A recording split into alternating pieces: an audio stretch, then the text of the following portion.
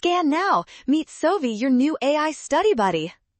Angular position graphs are tricky, but we solve this disk rotation problem by observing how constant torque changes motion over time.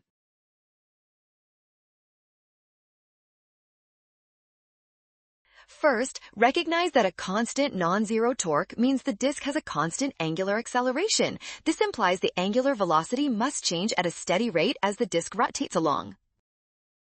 Because the disk is slowing down, the angular velocity and acceleration have opposite signs. This creates a parabolic relationship where the slope of the position graph must decrease towards zero eventually.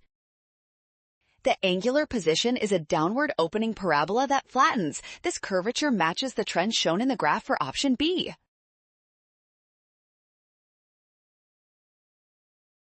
Well done! Scan the code you can learn better with Sovi. Watch signs to avoid a rush. Trust given info and check steps.